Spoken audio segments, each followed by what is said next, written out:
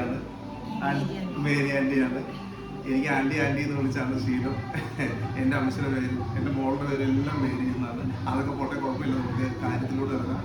നമ്മുടെ കൂടെ കഴിഞ്ഞ 27 വർഷമായി അഭയഭവന്റെ എല്ലാമായ ഒരു കേവലം ഒരാളിൽ നിന്ന് തുടങ്ങി ഇപ്പൊ ഏകദേശം 450 അഭയാർത്ഥികളാണ് ഈ അഭയഭവനിലുള്ളത്. അഭയഭവന്റെ വിശേഷങ്ങൾ നമുക്ക് ആന്റിയുടെ മുഖത്ത് തന്നെ നേരിട്ട് ചോദിച്ചറിയാം. ആന്റി ഒന്ന് പറ, ആന്റി അഭയഭവനെ കുറിച്ച്. അഭയഭവനെ പറ്റി പറഞ്ഞാല് എനിക്ക് കൂടുതലായിട്ടൊന്നും സംസാരിക്കാനില്ല. എനിക്ക് പറയാനുള്ളത്, ദൈവം എന്നെ ഈ വഴിയിലേക്ക് ഇറക്കി വിട്ടു എന്ന് മാത്രമേ ഉള്ളൂ. ദൈവത്തിൽ ആശ്രയിക്കുന്നവർക്ക് ആർക്കും ഒരു ബുദ്ധിമുട്ടും ഉണ്ടാവില്ല എന്നാണ് പറഞ്ഞത്.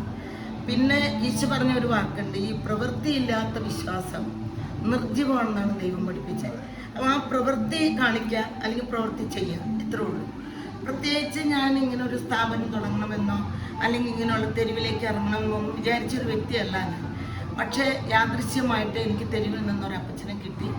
1998 ജനുവരി 5-ാം തീയതി 3 വൈദികരുടെയും 2 സിസ്റ്റേഴ്സിൻ്റെയും എൻ്റെ അയൽവാസികളായ നാനാജാതി മതസ്ഥരുടെയും എല്ലാവരുടെയും സാന്നിധ്യത്തിൽ ഉദ്ഘാടനം ചെയ്ത ഒരു സ്ഥാപനമാണ് ഇന്ന് 420 മക്കളായിട്ട് ഇവിടെ നിൽക്കുന്ന ഈ ബെത്ലഹേം അഭയഭവൻ എന്ന് പറയുന്ന ഒരു സ്ഥാപനം.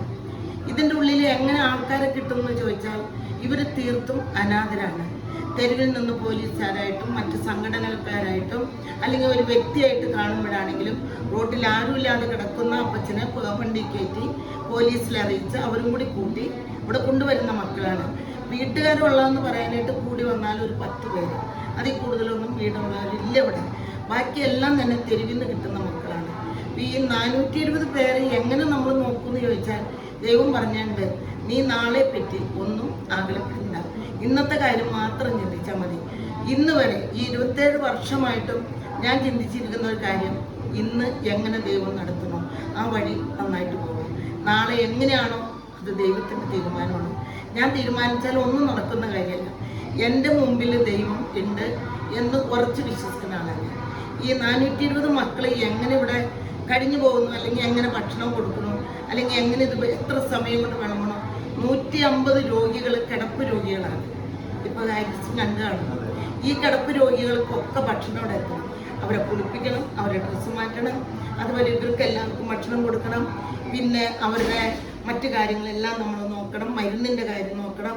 പിന്നെ അവരെ പുറത്ത് കൊണ്ടുപോകണം, ടൂറ് കൊണ്ടുപോകണം, ഹോസ്പിറ്റലിൽ കൊണ്ടുപോകണം. ഇതെല്ലാം ചെയ്യുന്ന സ്ഥലമാണ്. 6 മാസം എത്തുമ്പോൾ ഇവരെ ടൂർ കൊണ്ടുപോകുന്നത്. പോകാത്ത സ്ഥലമില്ല. കൊടൈക്കനാൽ മുതൽ മലമ്പുഴ മുതൽ കന്യാകുമാരി, അതുപോലെ തിരുവനന്തപുരം, മൂന്നാർ, മറയൂർ, ഇനി പോകാൻ വളരെ സ്ഥലം കുറവുള്ളൂ. ഇപ്പം ഈ ആഴ്ചയിൽ പോലും 160 പേരെ കൊണ്ട് സിനിമ കാണിച്ചു കൊണ്ടുവന്നു. അപ്പം കാരണം അവരും നമ്മളെപ്പോലും മനുഷ്യരാണെന്ന് കാണാം. അപ്പം നമ്മൾ പുറത്ത് പോണത് പോലെ തന്നെ അവരെയും കൊണ്ടുപോകണം. ഇപ്പം അവർക്ക് യൂണിഫോം ഒക്കെ ആയിട്ട് ഓരോരുത്തർ തുണി എടുത്ത് തരും. അത് നമ്മൾ തയ്ച്ച് അവർ ഭംഗിയായിട്ട് ഇടിക്കുക. പിന്നെ എനിക്ക് പറയാനുള്ളത് എന്ന് വെച്ചത്, എൻ്റെ അപ്പനാണ് അല്ലെങ്കിൽ എൻ്റെ അമ്മയാണ് എൻ്റെ മക്കളാണെന്ന് എനിക്ക് കാണാൻ പറ്റുന്നത്. മറ്റാർക്കും എനിക്കറിയില്ല എങ്ങനെയാണെന്നുള്ളത്.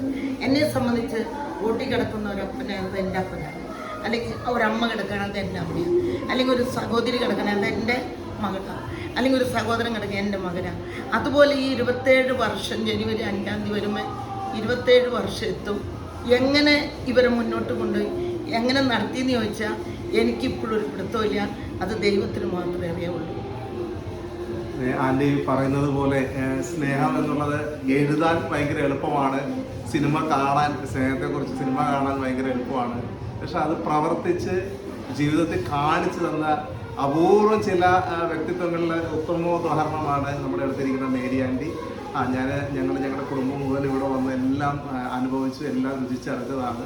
ഇനി നിങ്ങളെല്ലാവരും നമ്മുടെ അഭയഭവനിൽ വരണമെന്നും നമ്മളെ കൊണ്ട് കഴിയുന്ന സഹായങ്ങൾ ഇവർക്ക് ചെയ്യണമെന്നുമാണ് ഞങ്ങളുടെ ഒരു ചെറിയ അഭ്യർത്ഥന. എല്ലാവർക്കും നന്ദി, നമസ്കാരം.